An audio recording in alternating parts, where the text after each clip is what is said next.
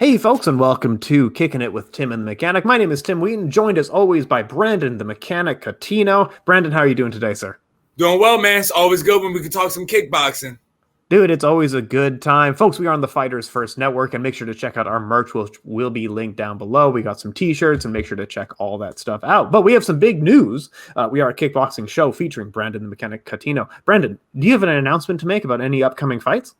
Yes, actually, I will be fighting December 11th in Allentown, Pennsylvania.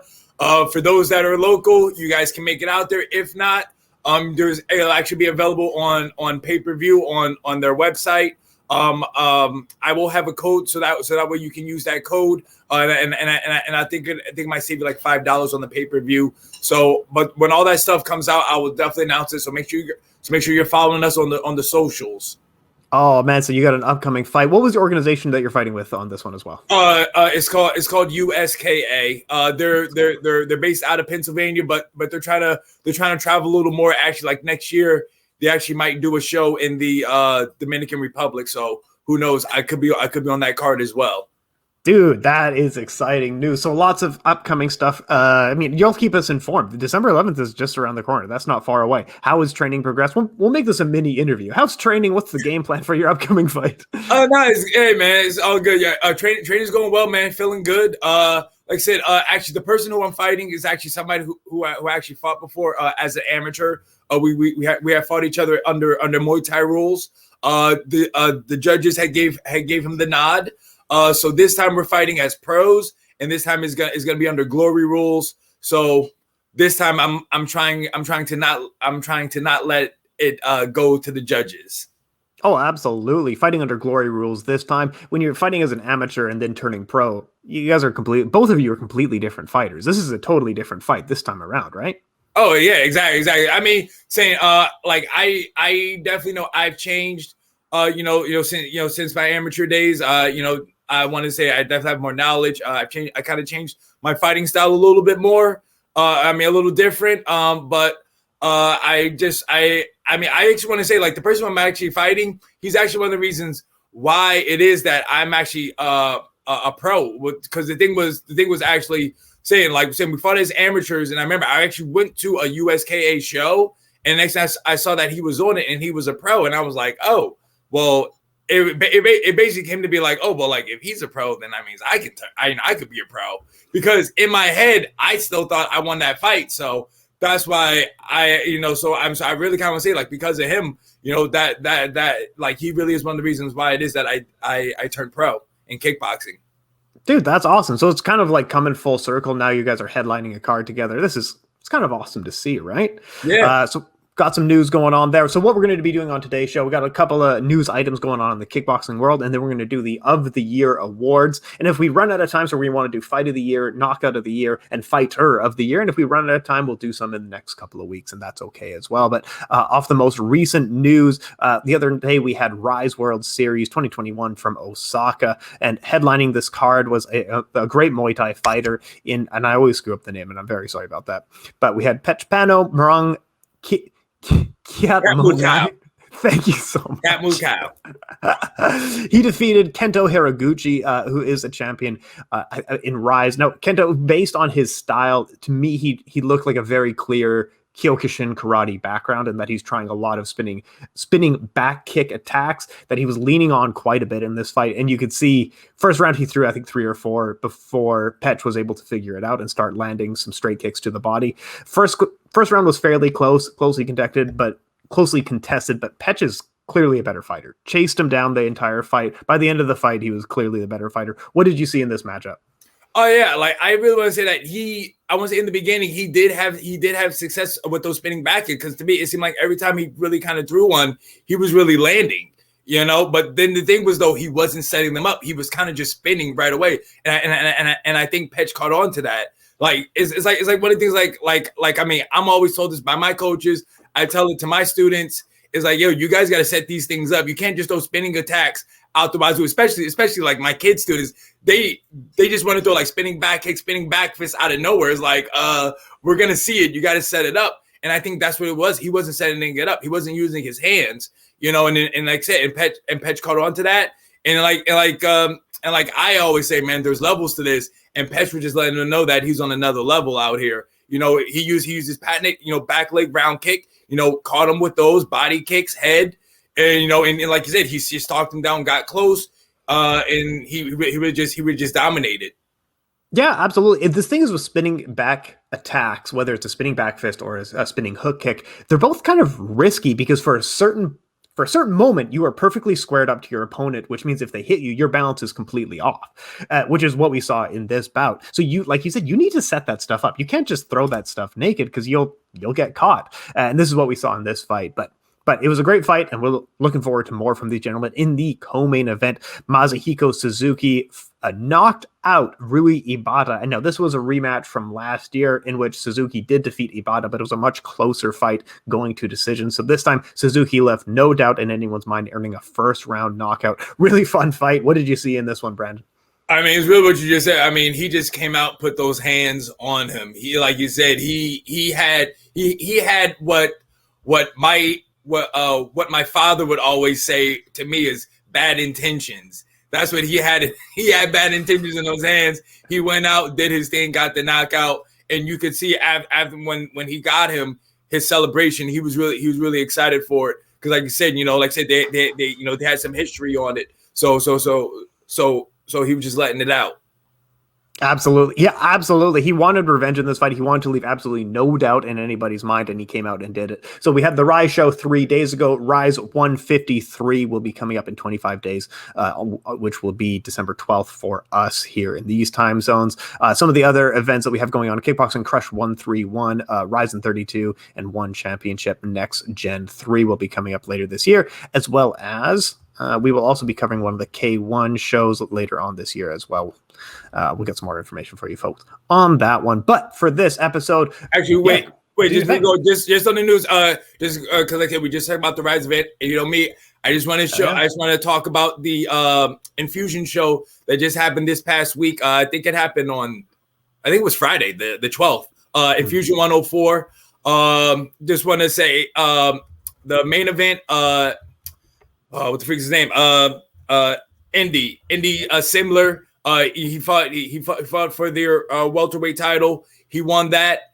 It was a good fight. Then also to the co-main, which was for the middleweight title. I really wasn't sure how this one was going to go. I think I actually had it where I had try to see if I remember his name. Sorry guys, gotta look at my notes on my phone. I really thought Khalid El Bahari was going to win it, but that's not how it went. It actually went to Muhammad. Oh boy, now this is the name I don't know how to say. The Destroyer, if you will.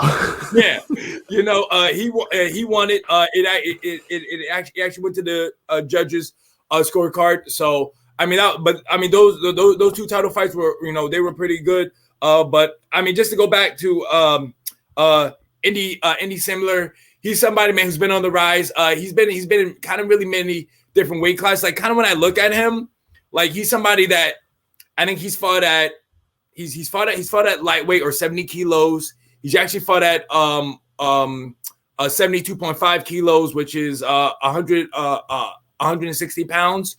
He's fought there as well. So I mean, he's kind of fought at a lot of different weight classes. I think maybe welterweight could be his main one that could be good for his size, his frame. So maybe he could have found the home for him. But I think at 160, I think he did have a belt there for Infusion as well. But I mean, just somebody to look out for. Indy Simler, he could be somebody where, hey man, his contract is up. You could see him in one, you could see him in glory. Because like I said, you already seen how Typhoon Oskin is now in one. My boy Muhammad Jiraiya, he's another Infusion guy. He's in glory now. So, I mean, there could be options for him when it is that he becomes a free agent. Oh, absolutely. Indy Simler just with a win a few days ago. I think that extends his win streak to like 5 fights in a row or something like that. He's this fight was by decision. Before that was by a KO. So a lot of potential here. I think beating Jay Overmere. No, Infusion, I'm just looking at it now. They don't have anything scheduled. They just canceled Infusion 105. So hopefully we get some news coming out from Infusion very soon. If anyone works for Infusion and is watching the show, hey, send us some stuff if you know what I'm saying. That way we can get more information. But yeah, nothing scheduled at the moment. So ND is one guy to keep your eye on. Also at the end of this year, Saturday, December 4th is the K-1 World Grand Prix, and they're going to have 2 title fights on the line, and I think some more is going to be announced upcoming in the future. But we also have some news. The Cold War in Japan continues. Now, at the beginning of 2021, the fight that everyone was talking about, Ryzen was talking about it, was we have to get Tenshin versus Takuru. Now that fight never did pan out, and the Cold War continues. However, both Tenshin and Takuru this week have called out Rodtang.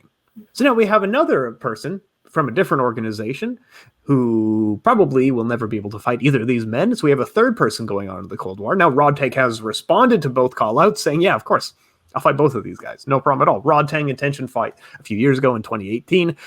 Both of them were 20 and 21 at the time. Now they're 23 and 24, which is just insane that they are that young and have risen to this level of the kickboxing world. And their 2018 fight was one of the greatest fights in history. Some people say it was a robbery. It was a decision for Tenshin. I wouldn't say it was a robbery. It was an extremely close fight. They went to an extension round, and it was an extremely close round. But I would absolutely love to see these three guys throw down. Officially, they're 125, 130, and 135. I don't entirely know who would win out of the three. If you threw all three into a tournament, what would happen? Rodtang and Takuru both are... They are willing to get hit a little bit too much, but I don't entirely know. If you threw these three guys in a Royal Rumble, Mr. Cuttino, what do you see in that matchup? How do you square up these three gentlemen?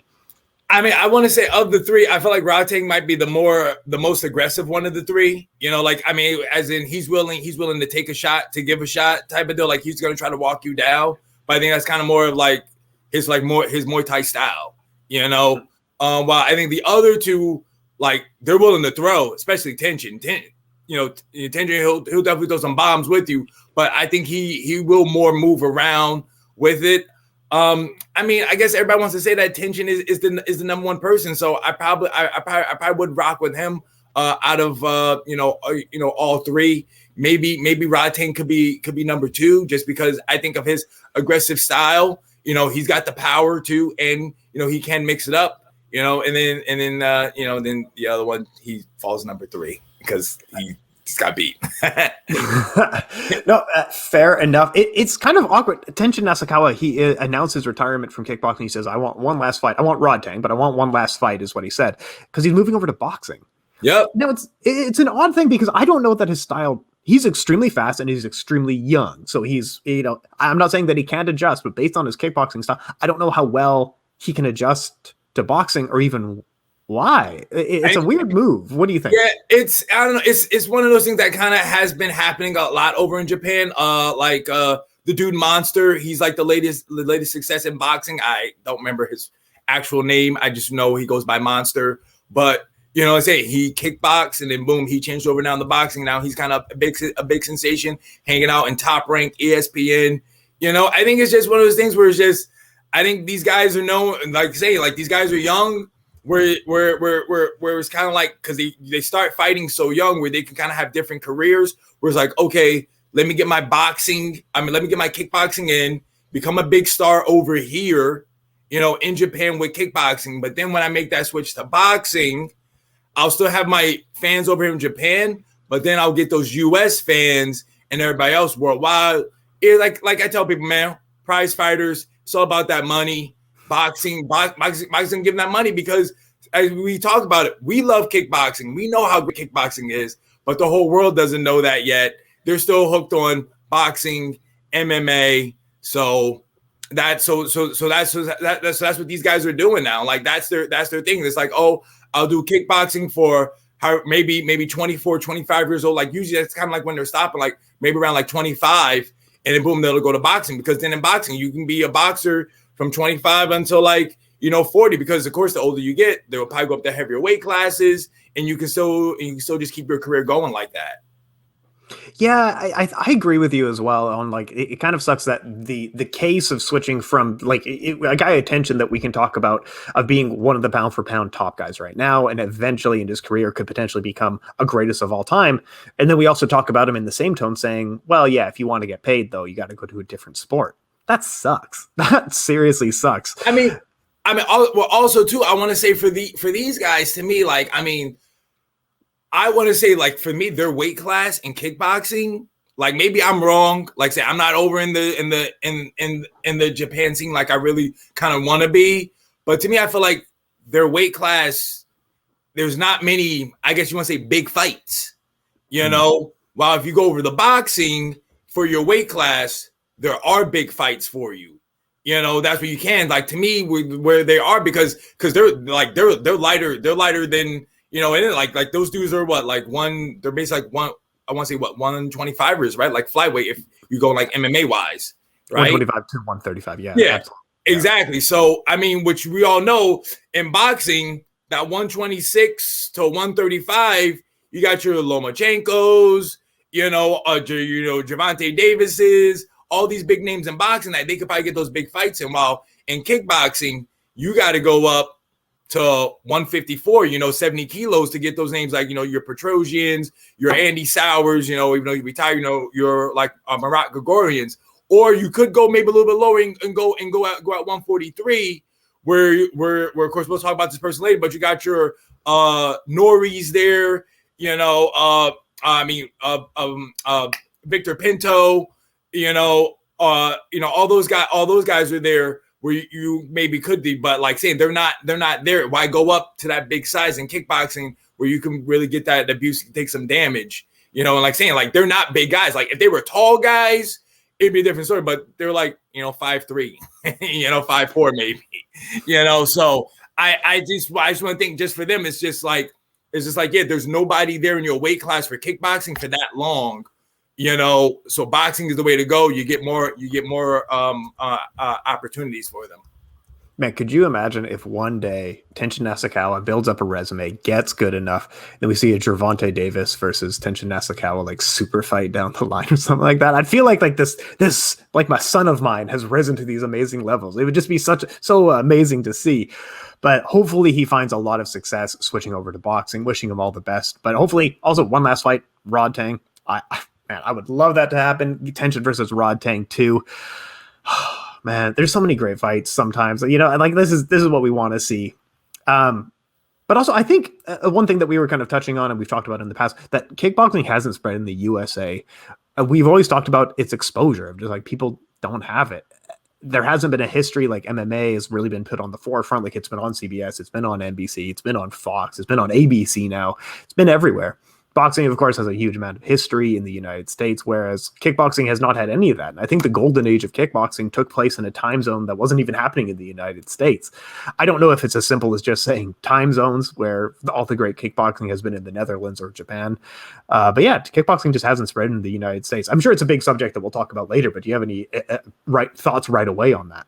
Yeah, I mean, I want to say, like, there has been where they've had the TV partner, but they haven't had the exposure with that TV partner. Like when, like, for instance, like, I mean, back in the day when K-1 was big and everything like that, like to me, like the way how I came on in the kickboxing was back in, it used to be on ESPN2, ISKA. I'm flipping through the channels, boom, ESPN2's on, I'm watching it. I was hooked. And I remember that time, man, that's when they had all different types of kickboxing. Like I remember, like, that's how I came across, I think at the time they were calling it like Chinese rules kickboxing, but it's basically kickboxing and you had takedowns, you had throws. And I was like, oh, like this, this is kind of cool. But I think that's really what Kung Lee used to do when he would do his kickboxing days and stuff like that. I can't remember the exact name that they call it because they didn't call it Chinese rules. It was Sanshao and then Sanda later on. Yeah, exactly. Exactly. There you go. Thank you. But that's how I came across it. But then you got Glory. They came to the US. Who was their first TV partner? CBS, but it was on CBS Sports Network. Nobody really has CBS Sports Network. It's one of those times where you gotta like dig to find it. But then even when you're on CBS, you got all these partners of CBS, but the thing was like you don't see any commercials for it. You don't see any advertisement if you go to like the CBS, a website or anything like that. So then they left CBS. They went to Spike. I thought Spike did. I thought they did good with Spike, but then Spike kind of got in bed with Bellator. Scott Coker was there. Scott was like, "Well, let me do my own kickboxing." So then they had to leave that, and then they went to ESPN. Everybody's like, "Yeah, ESPN, you're with the leader."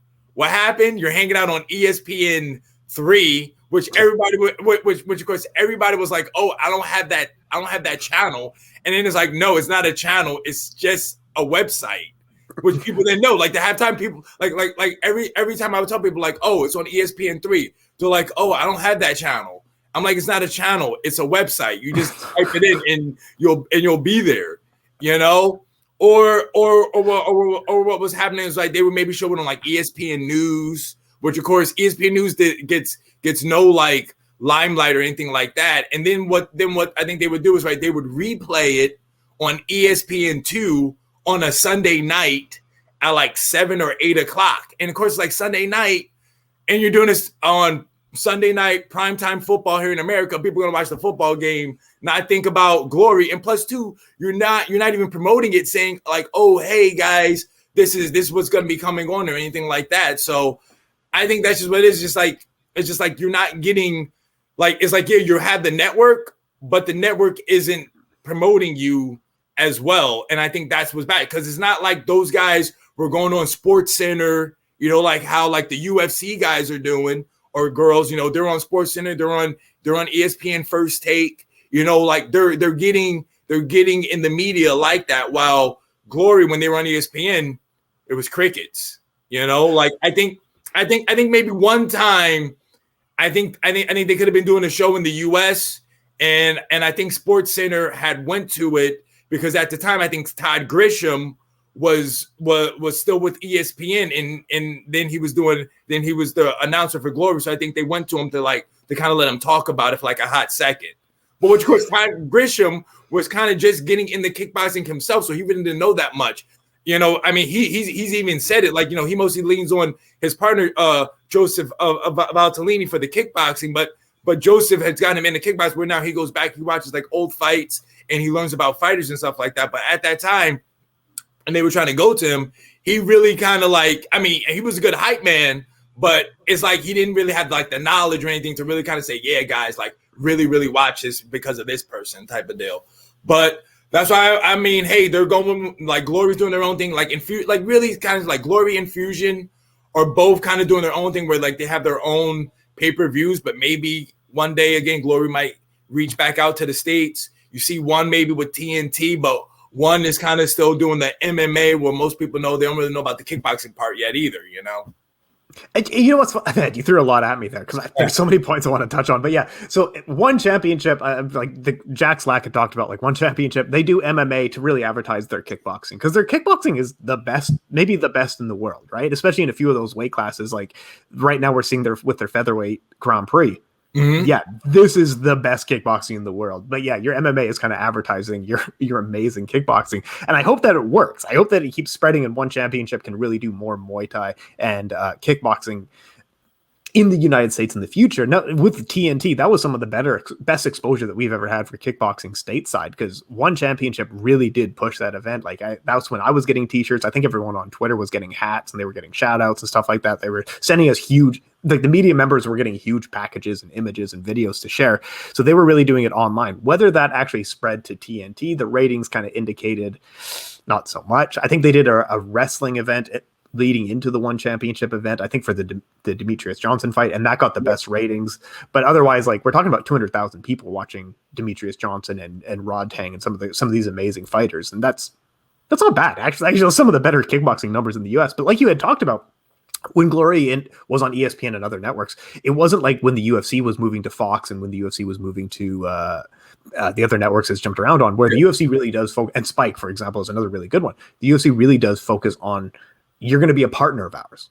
So we're not broadcasting with you guys. We're doing a broadcast show together, but make sure that you push us and we're going to push you. We're going to make sure that this is a two-way relationship. Whereas with Glory and Bellator kickboxing and these other things, it just seemed like yeah, you can put it on our network if you want. We're not going to do anything. Like, it's not a two-way relationship. You are on our network. That's the end of this relationship. Am I wrong in saying something like that? No, because you can see it, because when the UFC was on Fox, Sunday night football games, you're watching your game, commercial comes, boom, there, you see a commercial for the UFC, or even during the game, the play-by-play guy is doing a read for the next UFC show.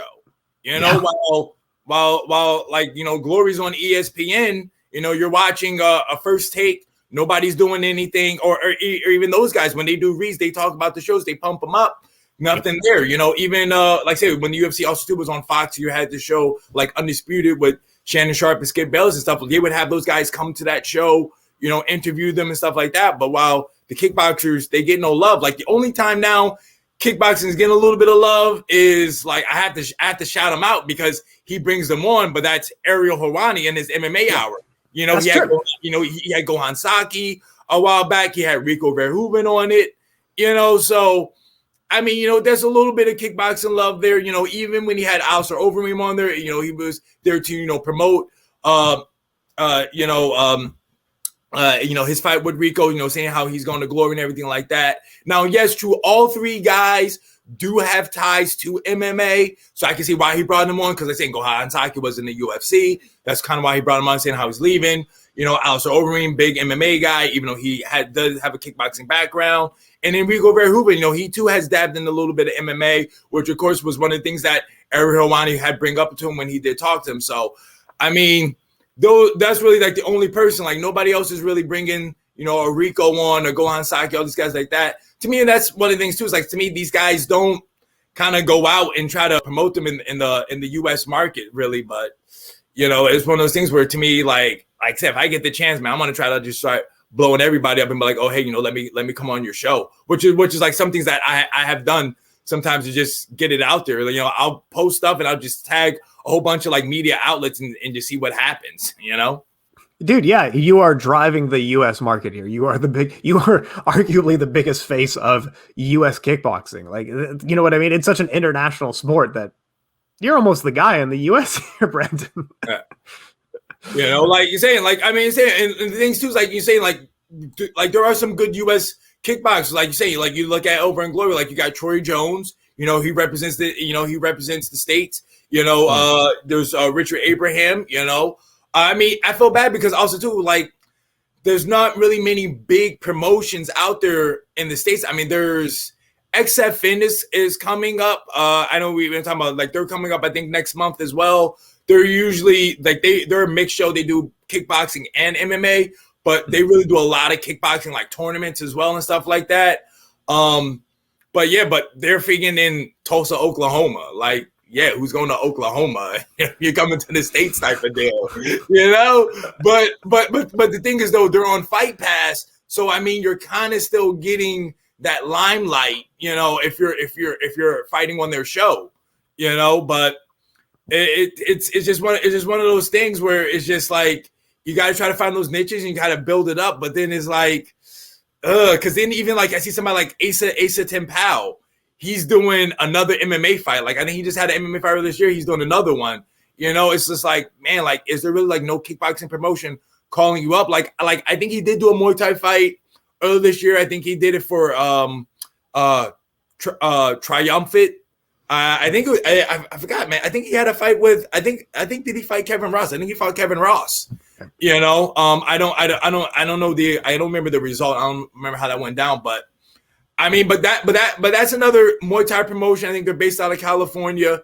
But the thing is, like, they're not doing the shows, Like, I mean, at least we got Line Fights coming back. They're trying to be in the States. Like I said, they got a show coming up as well next month in Boston, which is kind of cool. Like, I think that's a good area to try to, like, to me, you try to go to the big cities, Like, I think Boston's a good area to go to. Like, I know Line Fight back in the day, they used to do a lot of shows in Vegas, because I think that's really where they were based out of, But then also they would do a lot of shows in Connecticut. I like the Foxwood casino and stuff like that. So I think they're trying to really build that New England area by going like to there and then Boston. But then maybe you go out west to California, like how they were there a while ago. And then I remember they were even hitting the Midwest, like they were in like Iowa or something like that. I'm like, man, who the hell is coming to this show? But, but at least like to me, like Lion Fight is sprinkling it around where they're going different areas to hopefully try to bring people along the way. Like say, they were just in England and everything like that. So, I mean, hey, man, kickboxing, Muay Thai, as long as kickboxing is still growing, I don't care if it's Muay Thai or just regular, K-1 rules, Glory rules, let it keep growing. And hopefully, like I said, next year, Glory hopefully will start coming back to the States. Because I think they had a plan, too, where they were going to different spots. Because like I said, they started – because Glory 2 was just going to the big cities. Like they were going to L.A., they were going to New York a lot. They even came to my state, New Jersey, which I'm trying to have them come back. I was like, yo, you guys should come back to Atlantic City. But then I think they started to go where they were getting views from a lot. And I guess a lot of people from Texas was watching, hence why they had went to Houston. Then they went to Florida. And then I guess, I don't know, maybe Florida must have been a hotspot because they went to Miami. Then they went to like Orlando. And I think they were going to come back to Miami again because maybe it was such a good time, but then that's when, COVID happened. And so they never got to go back to Miami again. But I'm thinking maybe Florida could be another spot where maybe they're trying to get that that southeast area, your Georgias, your Floridas, your South Carolinas, and then like, just keep spreading it out. So we'll see. In the U.S. as well, it's good to spread it out a little bit because some states are great fight states. Places like Florida, like that's where fights happen. Southern California, that's where like MMA, these are where a lot of the places happen. Ohio is another great fight state. So you can go a lot of places where people like will intrinsically get fighting. Fighting is a big deal here. Yeah. But what do you think? Now, I think we're going to switch from of the year awards to probably just like, because we're already 30 minutes into this talk. Like this is it. This is what's happening, Brandon. Yeah. We'll save our notes for next week. So 2 weeks from now, we'll maybe do the of the year awards, knockout of the year, fight of the year, and fighter of the year. But what do you think it would take in the United States to really drive kickboxing or Muay Thai or whatever rule set it would fall under to the forefront? Because in the past, I think if you're a martial artist, someone like Stephen Thompson or Kung Lee is an example of like you did very well in your sport in the United States, but you need to switch to mixed martial arts to really make your bones. Someone like Stephen Thompson and Kung Lee, both of them were undefeated in what they were fighting in. Now, the best moments of kickboxing were during the golden age of the early 2000s in Japan, where they really had the combat sports boom, where mixed martial arts, pro wrestling, and kickboxing were crossing over with each other, and it was the most watched stuff in the history of the sport. The biggest fights in history are still Bob Sapp versus the sumo wrestler, and I forget his name, but had like 35 million viewers on TV. What do you think it would take for kickboxing in not only on Earth, but particularly the United States for it to really spread? Do you think it's going to take one massive star to really overtake things? Or is it that groundswell where we're traveling to different states where people kind of get fights? What do you think it would take to really drive this sport over the top? To me, I think if you always just go back to say, hey, you get one star, you'll be good to go, if you need to get the call, go ahead. No, that shouldn't be me, no. Oh man, sorry. Where is that? Nope. Okay, never mind. It's all good. Don't worry. All right. Sorry about that. I want to say, it should be really like to me. You just need that one star or that one fight where people can see it. Like you think of like honestly, right? You think of the heck again. If you need to go, you can jump off. Nah. If you think of the Ultimate Fighter, right? The Forrest Griffin, Stephen Bonner fight. Crazy fight. Mm-hmm. Everybody was calling their friends, telling them, hey, watch this, fight. And that's what happened. And next that group that blew up big. But then also too, who was a big star from that show? Chuck Liddell, the Iceman. But the thing was still, he started doing interviews, finding him on like a Good Morning America somewhere and stuff like that. And then also too, then next you start seeing him in little TV shows, little parts there. Like I remember he was on the show Blade, the TV series, had a role there and stuff like that. So it's like you need these guys to come over here and then be entrenched in the media somehow, So that to me is what you need, And I agree with you. You need something where it's like the UFC, as they talked about, they were doing their Trojan horse effort, which was, we're going to put fighting on TV, but we're not going to call it fighting. We're not going to, this is a reality show, but there's some fights going on. But yeah, essentially it's just a reality show. And I think Spike TV absolutely really pushed it. Like that, the UFC for a good reason became the backbone of Spike TV for a long time. Every second show, they only had CSI and the UFC, and that's all that Spike TV was broadcasting for a long time, right? Now, and one of the cool things with Chuck Liddell and Randy Couture, even especially looking back, it was a cool trilogy because you had a guy with Randy who was an Olympian. He acted like an Olympian. He looked like an Olympian. He's a very clean wrestler. He's a very stoic Captain America figure. Chuck Liddell looks like a fighter. So it became a very cool like trilogy that I could even go to like jiu-jitsu classes. I think it was 10 years old going to jiu-jitsu classes at the time, which shows my age. But I was asking the guy, like, who won the fight? And the guy was like, the mustache guy. I'm like, oh, yeah, I know Chuck Liddell, yeah. The guy who looks like a fighter. He has a mohawk. I agree with you. And I think it would take a network, like you were saying, to really partner with some kickboxing organization. And I thought Bellator Kickboxing, if there was more money behind it or someone who was willing to take a bigger risk, that would have been a very good promotion. But yeah, they kind of just petered out and really focused on what was making them money. They were looking at the short term, which makes sense. Maybe one championship can really keep pushing in the United States with their TNT deal, because it did seem to be a two-way partnership. Hopefully that keeps growing. But yeah, I agree with your sentiment here. It's a great sport, so hopefully we see more of it, right? Yeah. No, like speaking of like reality shows, I want to say like another show that I actually came across, because I remember like I was messaging somebody on Twitter, and I think I said like, oh man, I wish like kickboxing had like basically like their version of the Ultimate Fighter.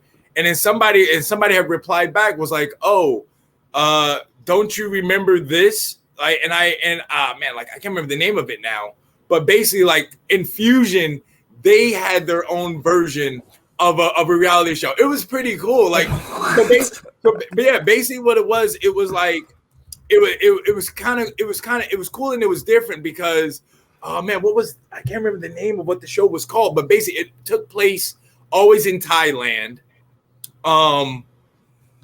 But the thing was though, it was crazy too. It was always female coaches, which I thought was cool, and they would just coach these guy fighters, and they would pick and stuff like that. Like it was pretty dope, man. I'm like, man, what was the name of the show? I have Infusion Reality here. Is that? Oh, I think so. I think you're right. I think that could be what it was called, Infusion Reality.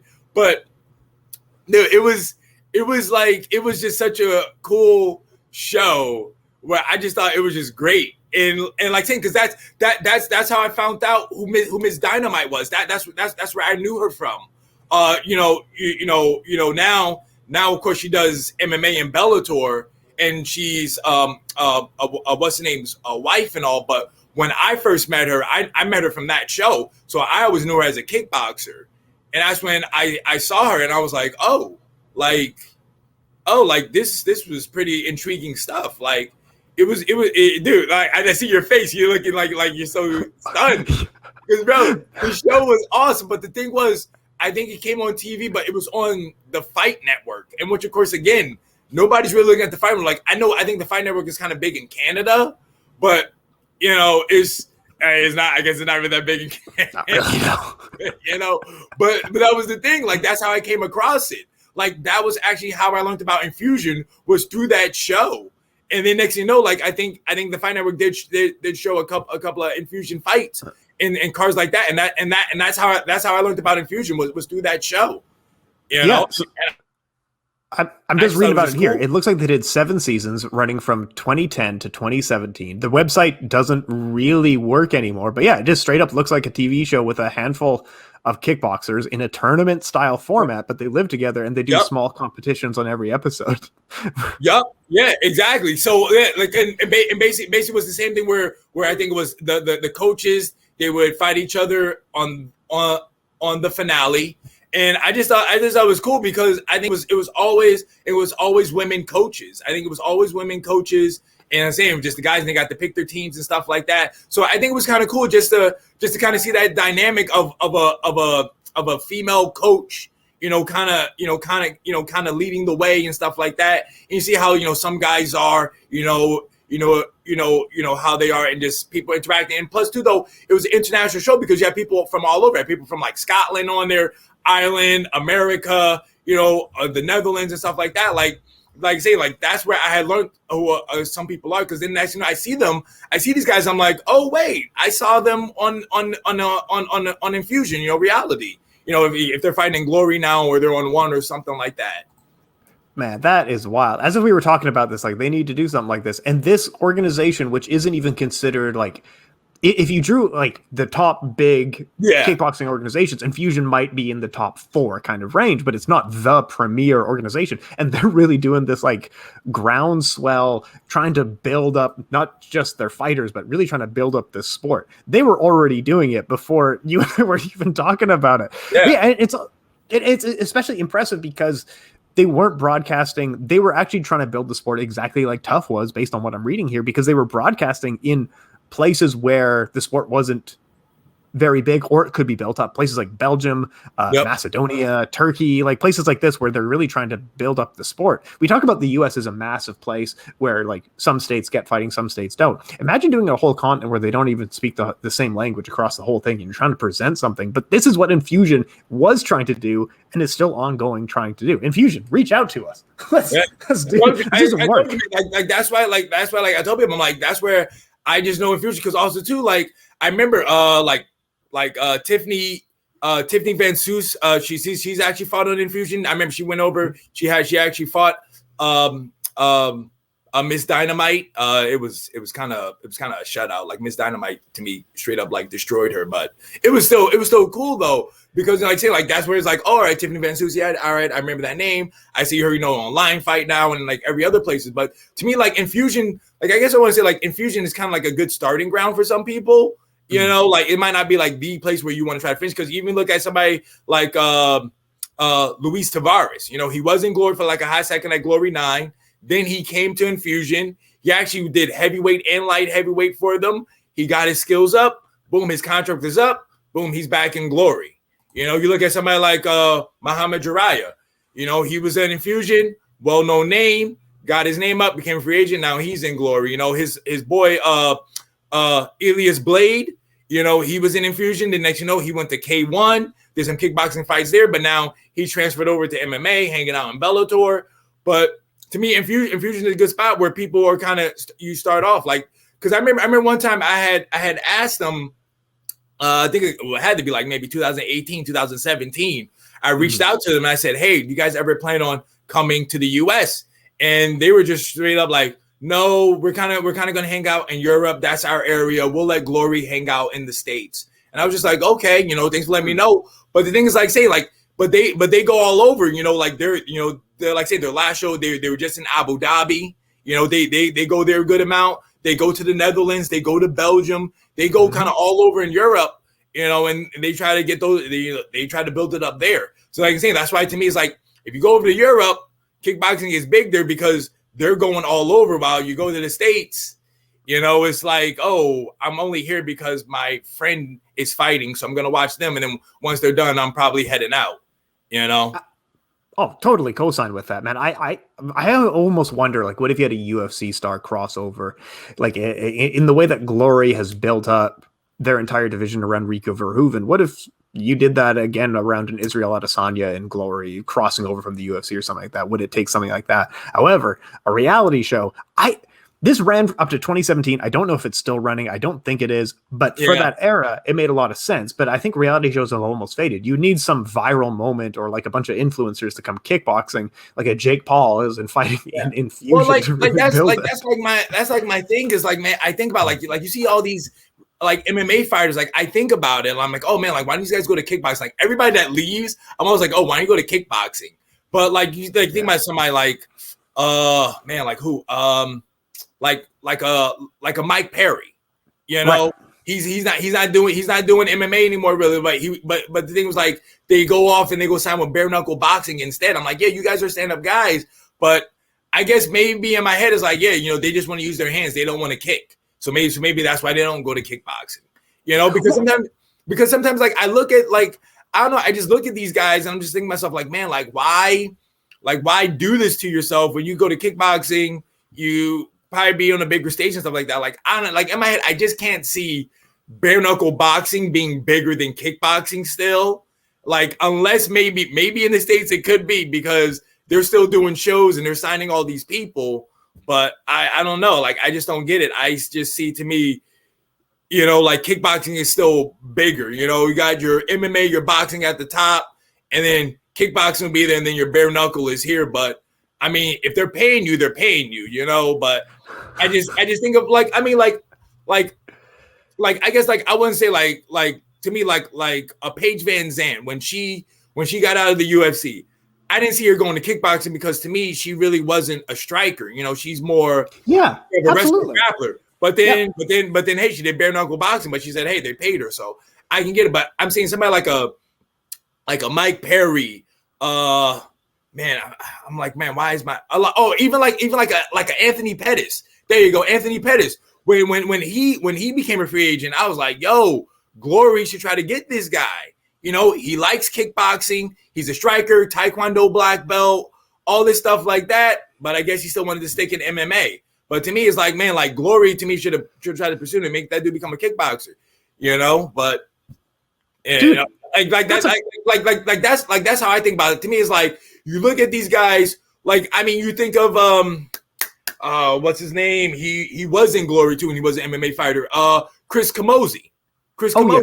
Yeah. You know, MMA guy. He was trying to say, oh, you know, he likes strikes and all that stuff like that. But he went over, he did it. You know, I think he gave him a little bit of buzz, but he's not that big name. Like to me, if Anthony Pettis would have did it, you know, I think that would have been like, oh, hey, all right, like maybe let's watch Glory a little bit more. You know, like, but I don't know, like say, I just think it's that start, and then like say because think about it, if Anthony Pettis did it, he definitely would have been on the MMA Hour.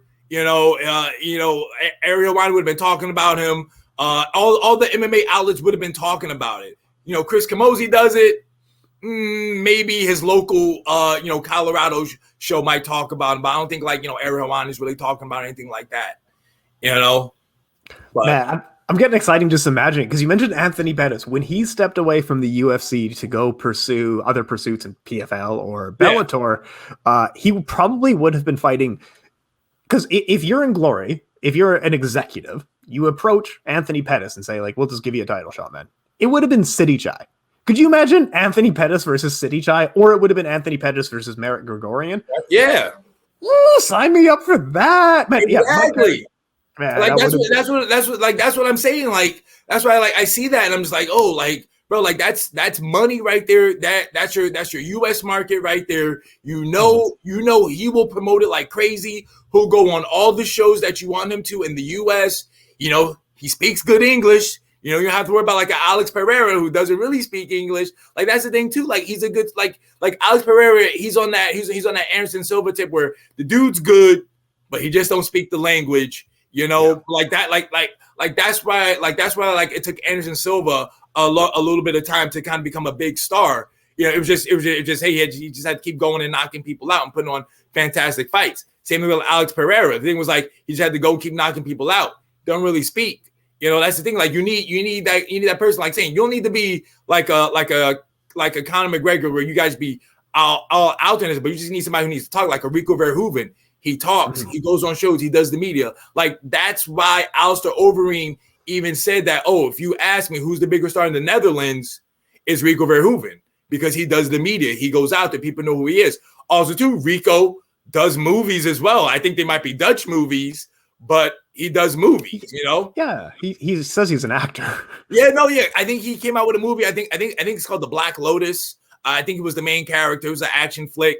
I'm sorry, I haven't seen it yet. I would like to, but I think it might have just been in the Netherlands type of deal, you know, but I'm saying, so he's a big star over there, but you know, let's see him maybe come over to the States and do a movie here or something like that, you know, or he could just have a cameo in a quick show, you know, on like SWAT or Blue Bloods, you know, where you say, you know, it's an action flick. There's something a little quick, or like how some boxers do. Like, I mean, like, you know, there really isn't a kickboxing movie out here, but you know, but you think of Holly Berry, you know, she just did her MMA movie. Of course, she has a whole bunch of MMA fighters in it.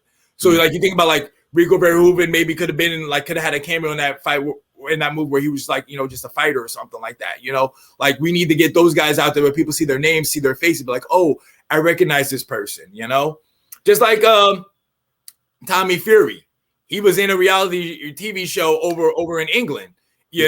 So that's why people will recognize who he is, especially the ladies because of the show he was on. I think he was on Love Island, their version of it, the UK version, I think. So it's like that's what it is, man. You just got to get out there in the media and do these things, and people will recognize you, and then your stardom will keep on growing. Well, yeah, Tommy Fury is considered an A-list celebrity in the UK, but most people don't know him for boxing. Most people actually didn't know that he boxed at all. they know him from Love Island, right? Exactly.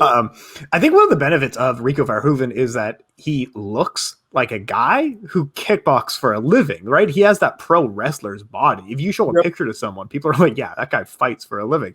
But yeah, I agree with you that whereas media does massively influence sports, like when we were kind of coming up, things like Bloodsport and Kickboxer were coming out in the movies, and people were talking about Jean-Claude Van Damme, and they were talking about Kung Fu, and there wasn't even a sport going on. It was just movies, and people talk about Jean-Claude Van Damme as being one of the greatest martial artists of all time, despite never being in a handful. He was in a handful of real fights at that time, but he was just in movies. But yeah, something like that, absolutely, that would be a fun thing to do. And having a nice rivalry, like you talked about. If you get a UFC star, like Edson Barboza a few years ago was on the outside of the UFC taking other contract offers. That guy coming over to kickboxing would be a cool thing. Anthony Pettis would be an amazing one. If you get a good rivalry like you did with Chael Sonnen and Anderson Silva, rivalry that really puts one of these guys over the top, that might be enough to really start spreading the sport, especially when you start getting exposure to how good some of these guys are. Like we're talking about like City Chai and Capitan and Rod Tang. Once you start seeing them, you don't stop watching them because these people are so entertaining, right?